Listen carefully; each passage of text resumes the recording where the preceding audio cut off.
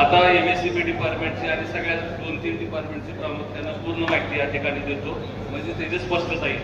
आणि ज्याचं वैयक्तिक कोणाचं काय अडचण असेल त्याने आमदार साहेबाला आणि संबंधित अधिकाऱ्याला सांगा. आणि त्याच्यावर जर नाही केलं, इन्व्हर्ट नंबर दाखवायचा. आज 27 तारखेला मी कागद इन्व्हर्ट केला होता, 10 दिवस झाले, 20 दिवस झाले, त्या कागदाचा आम्हाला रिप्लाय आला नाही, उत्तर आलं नाही. त्याच्यानंतर त्या अधिकाऱ्याला काय बोलायचं ते बोलू ना. तुम्ही अजून त्या अधिकाऱ्याला माहितीच दिली नाही, सांगितलंच नाही, आणि त्या अधिकाऱ्यावरती बोलण्यात काय मतलब आहे? अशी पद्धत आपल्याकडे आपल्या माळशिरस तालुक्यात कधी झालीच नाही. अशा पद्धतीने मिटिंगा कधी माळशिरस तालुक्यात झाल्याच नाही.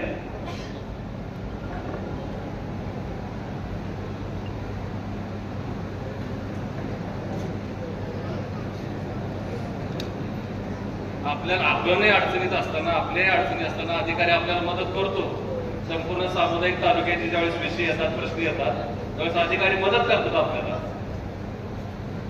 टाळी एक जाताना वाजत नाही.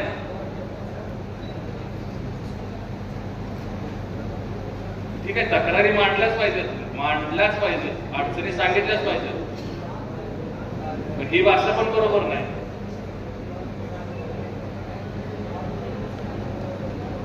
मला या ठिकाणी आवर्जून सांगायचे की काल रात्री मी प्रांत मॅडम यांच्याबरोबर जवळपास 11, 11:30, 12 वाजेपर्यंत मी त्यांच्याशी संपर्कात होतो. आणि आपल्या तालुक्यामध्ये आलेल्या अतिवृष्टीमुळं किंवा नदीकाठच्या पूर परिस्थितीमुळे जे काही गावं बाधित झाली, तिथं सुरुवातीला चेअरमन साहेबांनी भाषणात उल्लेख केला की सर्व एक 8 गावं आणि जवळपास एक 500-550 लोक त्या सगळ्या परिस्थितीमध्ये अडकले होते किंवा त्यांना स्थलांतरित करावं लागलं, समाज मंदिरामध्ये न्यावं लागलं. आणि सकाळी परत 7 वाजता मी प्रांत अधिकाऱ्यांशी बोललो. ते आज त्यांनी सकाळी ब्रीफिंग दिलं. मला 2-3 सूचना या ठिकाणी द्यायचे की कृषी अधिकाऱ्याची लोक इथं असतील, थांबलेले असतील, तर तहसीलदार साहेब व्हिडिओ तुम्ही आवर्जून, आज ठीक आहे, आज काल रात्री ही सगळी घटना घडलेली आहे, आज आपण इथं बैठकीमध्ये आहोत, पण बैठक संपल्यानंतर 2-3 गोष्टींवरती प्रामुख्यानं काम करण्याची आवश्यकता आहे. एकतर तुम्ही ते पंचनामे करणारच आहात, ते रुटीनचं काम आहे, किंवा ते फक्त त्याच्यामध्ये पंचनामे करत असताना कुणीही राहणार नाही, सुटणार नाही याची काळजी घ्या. एक पडझड झाली असेल, गाई गोठा गेला असेल, अरे बाबा टाळ्या नका वाजवू, पडझड झाली असेल, गाई गोठा गेला असेल किंवा अजून काही नुकसान झालं असेल तर त्याचे पंचनामे करा. जसं इथं आता चेअरमनने सांगितलं की काही पोल, विजेचे पोल डाम पडले असतील, त्याची दुरुस्ती डागडुजी लवकरात लवकर केली पाहिजे. आणि त्याचबरोबर काल रात्री मी गुरुबाईला बोलत असताना, प्रांत मॅडमशी बोलत असताना, तहसीलदार तिथं रात्री जवळ 10-10:30 पोहोचले, पोलीस यंत्रणा त्या ठिकाणी पोहोचली, पण NDRFची टीम ही बारामतीवरून किंवा पंढरपूरनं, इंदापूरवरून आणणं गरजेचं होतं. ती NDRFची टीम पोहोचू शकत नव्हती, पाऊस तिकडं पूर परिस्थिती होती, आणि त्यामुळं त्या मिनिटाला NDRFची टीम पोहोचेपर्यंत काय प्रशिक्षण देण्याची आवश्यकता आहे.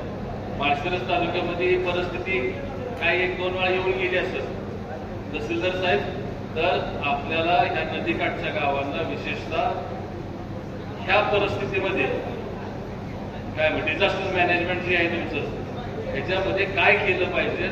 तिथली प्रत्येक गावातली 10-20 मुलं तिथली तयार करून ह्या परिस्थितीत काय करण्याची आवश्यकता आहे ते सुद्धा आता सांगितलं पाहिजे. कारण की आज मला आवर्जून सांगायचे की 8 तारखेला 9 दिवस पाऊस पडलाय.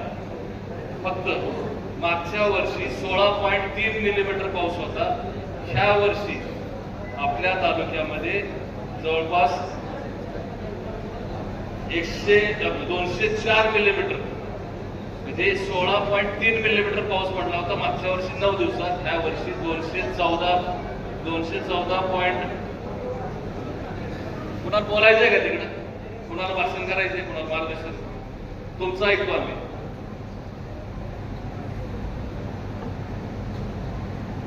9 दिवसात 214 मिलीमीटर पाऊस पडलाय. आपल्या माळशिरस तालुक्यामध्ये सरासरी वर्षाला 450 मिलीमीटर पाऊस पडतो. निम्मा पाऊस 9 दिवसात पडलेला आहे. मे महिन्यात वर्षाचा निम्मा पाऊस 9 दिवसात पडलाय, मे महिन्यापर्यंतच ही परिस्थिती आहे. त्यामुळे मला वरची एकंदरीत धरणावरती पाऊस नाहीये, कमी आहे त्या प्रमाणात तहसीलदार साहेब. त्यामुळे तुम्ही ज्यावेळेस धरणं भरतील आणि पाणी ज्यावेळेस सोडायला सुरुवात करता त्यावेळेस नदी पात्रात पाणी येणार आहे, खाली संगमला आणि पंढरपूरला फुगवटा येणार आहे, त्याचबरोबर तुम्ही कॅनलमधनं पाणी सोडणार आहे. अशा परिस्थितीमध्ये हे डिझास्टर मॅनेजमेंटचं काम त्या नदीकाठच्या सगळ्याच गावांना त्या ठिकाणी समजून सांगण्याची आवश्यकता आहे. त्या ठिकाणी ते आपण प्रशासनाने या ठिकाणी युद्ध पातळीवरती हातामध्ये मोहीम घ्यावी. आणि जे शहर आहेत, आता मागच्या वेळेस काय आलं, पिलीवमध्ये पाणी घुसतं तर ते जे काय ते आता PWD आणि त्या ग्रामपंचायतचा विषय होता, ते चुकीचं झालं होतं, गावात पाणी गेलं. तसं आता नागपूर नगरपंचायत असेल, माळशिरस असेल, श्रीपूर म्हाळुंग असेल आणि अकलूज असेल, ओढे कॅनलचे जिथे असतील ते सगळे ओढे नाला साफसफाई करणं गरजेचं आहे. केवळ ओढे नाले तुंबतात म्हणून त्या गावामध्ये पाणी घुसतं, त्या ठिकाणी घुसतं किंवा रिव्हर्समध्ये येतं. त्यामुळे ते देखील अतिशय जबाबदारीनं आजपासूनच त्या ठिकाणी सगळ्या प्रशासनानं, माळशिरसची पंचायत समितीची, नगरपंचायतीचे लोक, मला वाटतं नाही तिथं पण त्यांनी सुद्धा सगळ्यांनी लक्ष देऊन त्या ठिकाणी काम करावं. आपण या ठिकाणी RDSSचा तिथं MSCBच्या वीज मंडळाच्या अधिकाऱ्यांनी सांगितलं जवळपास आपण नवीन DP 390 नवीन DP आपण माळशिरस तालुक्यासाठी एशियन डेव्हलपमेंट बँकेकडनं आपली मागणी आहे. 390 नवीन DPची मागणी आहे आणि क्षमता वाढीची 153 DP आपण त्या ठिकाणी मागणी केलेली आहे. असं जवळपास 373 कोटी रुपयाची एशियन डेव्हलपमेंट बँकेची आपण कामं आपल्या माळशिरस तालुक्यासाठी प्रस्तावित केलेली आहेत. आणि जो दुसरा उल्लेख त्यांनी या ठिकाणी केला की मुख्यमंत्री सौर योजनेत कृषी वाहिनी अंतर्गत आपण गणेशगाव असेल, मोठेवाडी असेल, म्हाळुंग असेल किंवा एकशिव असेल, तिथं नवीन सबस्टेशनची त्या ठिकाणी काम करायचं असेल, अतिरिक्त पॉवर इन्फ्रास्ट्रक्चर ॲडिशनल आनंदनगरला आपण करतोय. पॉवर इन्फ्रास्ट्रक्चर क्षमता वाढ आपण पिलीवला 5 मेगावॅटचं 10 मेगावॅट त्या ठिकाणी काम चालू आहे. 33 kVचे नवीन लाईन, 42 किलोमीटरची नवीन लाईन आपल्या तालुक्यामध्ये टाकण्याचं काम सुरू आहे. 110 kVची नवीन लाईन त्या ठिकाणी 110 किलोमीटर त्या ठिकाणी कामं सुरू आहेत. अशी जवळपास 26 कोटी रुपयाची कामं या ठिकाणी आपल्या वीज मंडळाची आपल्या तालुक्यामध्ये कामं सुरू आहेत. परत तेच प्रश्न यायला नको म्हणून मी स्पष्टपणाने सांगितलं. मग असे अधिकारी बोलत असताना आपण आपसात गप्पा मारत होतो, त्यामुळे अधिकाऱ्याची आपण ऐकून घेतलेलं नसावं म्हणून मी ह्या सगळ्या गोष्टींचा परत एकदा उल्लेख या ठिकाणी करतोय. 3311चं सबस्टेशन, नवीन सबस्टेशन 6 ठिकाणी बांधतोय. माळीनगर, तिरवंडी, गिरवी, जांभूड, सदाशिवनगर आणि धानोरे. अतिरिक्त पॉवर इन्फ्रास्ट्रक्चर 5 मेगावॅटचे नेवरे, गारवाड, दहेगाव, बाबुळगाव आणि दसूर. क्षमता वाढीचं 5 मेगावॅटचं 10 मेगावॅट करण्याचं धर्मपुरी, नातेपुते, खुडूस आणि साळमूर. 33 kVची नवीन लाईन 108 किलोमीटरची त्या ठिकाणी काम सुरू आहे. 11 kVचे नवीन लाईनचं काम 250 किलोमीटर 17 कोटी 20 लाख रुपयाचं त्या ठिकाणी असं काम त्या ठिकाणी होणार आहे. 33 kVची नवीन लाईन जी होणार आहे ती अकलूजसाठी म्हणून बावड्यावरनं ट्रान्सफर बाजून आणलेली आहे. अगोदर ती माळीनगर मार्गे येत होती, ती बावडा मार्गे आनंदनगर मार्गे अशी येणार आहे. जवळपास 6.25 कोटी रुपयाचं नवीन लाईनचं काम त्या ठिकाणी केलं जाणार आहे. अशी ही सगळी कामं MSCBची त्या ठिकाणी आपण आता सध्या चालू आहेत आणि चालू होणार आहेत. आणि त्याचबरोबर मला आवर्जून सांगायचं की बांधकाम खात्याची रस्त्याची आता मागणी आहे. रस्ते अजून पावसाळ्यात एवढा मोठ्या प्रमाणात पाऊस झाल्यामुळे रस्ते खराब होणारच आहेत. आपण तालुक्यामध्ये एकूण कामं 229 कामं मंजूर करून घेतली होती, मंजूर आहेत.